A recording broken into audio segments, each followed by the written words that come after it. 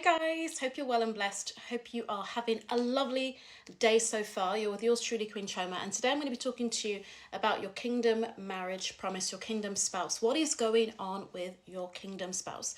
So today I'm going to be basically saying, letting you know that your spouse is on the way. Your kingdom spouse is making his way back to you, and he's pursuing you in the spirit. Like he is literally coming. Many of you probably having a lot of dreams about your spouse, him sort of looking for you, him coming towards you, him trying to approach you. Maybe you're sensing he wants you to reach out to him or something. You're getting like these sort of visions of him reaching out, asking you to reach out. Not necessarily, I'm not talking about an open vision, but it could just be like you might get imaginations of you seeing him wanting you to reach out. And it's because your spouse wants to reconnect, reconcile, and he wants to talk. But there are things that are holding him back. And by the way, it could be a she as well, right? But let me let you know this, guys. This year is kingdom marriage fulfillment year for many of us. It's the year that we've been waiting for. Many of us thought it was going to be last year or the year before, but it's actually this year for many of us. And guess what? God's time is the perfect time. So basically, the Lord is bringing these promises to pass swiftly, and he's bringing us the joy of the Lord and making us fruitful. And this fruitfulness is obviously to do with marriage, and it is to do with children for many of us as well. So God is bringing our kingdom marriage dreams to pass and not just allowing us to receive disappointment and delay anymore. And basically, I'm going to read quickly where Naomi was speaking to Ruth in chapter 3. So Naomi asked Ruth to basically go and lie at the feet of Boaz because she wanted Boaz to pretty much marry Ruth. She felt like he would be good for her and everything. But the thing is it was a situation where Boaz was not the person that was meant to redeem her. He wasn't first in line. And so she went and laid by his feet, and at midnight he woke up and he was like pretty much saying like, who is by my feet? And she turned around and said, it's me, your servant Naomi. It's me, your servant Ruth. And she basically asked him to take her in, to redeem her, because she said, you are the family redeemer.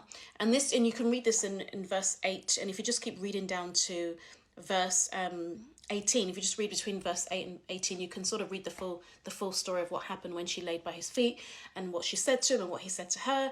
And in a nutshell, he said, listen, I'm going to do that. I'm going to redeem you. But there's someone ahead of me that I'm going to go and check with this person. I'm going to speak with the elders. I'm going to speak with all the men and see if I am allowed to take you on if that person doesn't want to redeem you.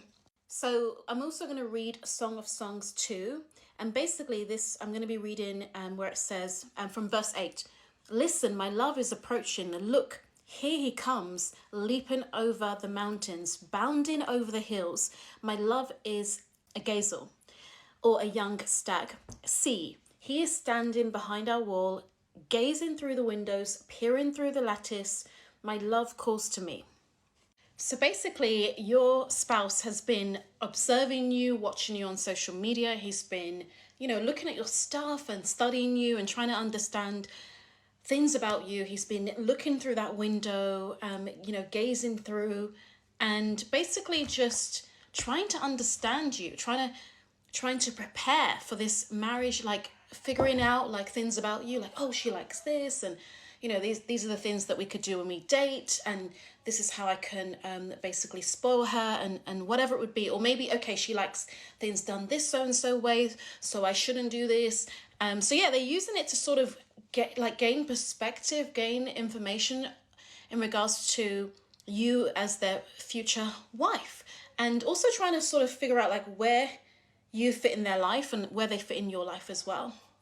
This can also apply if you work together, or if you go to the same church, or if you are in the same neighborhood. They're studying you, they're trying to figure you out, and they may not let you know that they're doing this, but you may get hints, like you may notice now and then that they do things that reveal that they are watching you, they are paying attention, they have the ability to pay attention to details, many of these spouses.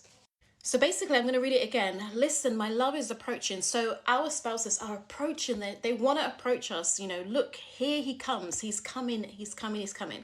Leaping over the mountains. They're basically doing anything they can. And for some of us, this is like a now word, right? So it could be for some of you. It could be all of us. It could be some of us. It's a now word. And this now could be now as in today. Now as in basically tomorrow, this week. It could be now as in within the next month or so or something. But basically be ready and stay ready, because your love wants to approach you. It says, look, here he comes. So, God is saying, look, he's here. She is here. If your kingdom spouse is a woman that sort of was the one that was the prodigal, or she wasn't a prodigal, but she was just needed more confirmation, she was just unsure and things like that, she's basically coming back, and basically leaping over the mountains. So those mountains, bounding over the hills. So basically they've been leaping over mountains, bounding over hills, trying to get to you, but there's been a lot of obstacles. Things like witchcraft, confusion that the enemy has sent. Like one minute they're like, yeah, I'm completely ready, I can do this. Then the next minute they're like, you know what, maybe I've missed God, I didn't hear God. God, give me one more confirmation. Just give me one more sign, and then I'll do it. And then sometimes it's opportunities that come up, and they have to take it because it's a financial thing. Sometimes they are just about to reach out, and they're like ready to date you, but then it's like their car's broken down now, and so now that set them back again. It was actually obstacles. It was trials and tribulations. It was the things they had to do to get to you. So it could be, God has told them things to let go of, throw away, give up, get rid of these things, and they had to work on that. And then it could be character changes and, changes in terms of, lifestyle changes and things like that. And then some of the things they had to do, in terms of bounding over hills, leaping over these mountains, included people not believing and standing with them in reference to this promise. People that were coming against them, saying, no, you're not marrying this person. Like, no, you're not going to do that, because you have to, some people have even wanted to try to set them up with people, and they've just been like, no, you don't understand. Like, this is who God has told me that I'm supposed to be with. And I know this is what God wants for me. So I can't just substitute what God wants and then live for you. Like, who are you? Like, do you own eternity, And so, but it sounds easier said than done, because some of these spouses are people that love to, basically they're peacemakers. They don't want drama and trouble, but this is causing drama and trouble, and it makes them wonder, like, how can this be of God if there's so much against it? If it's almost like Romeo and Juliet. Like, nobody was on board with Romeo and Juliet. Like, their families were at war. And so they feel this war.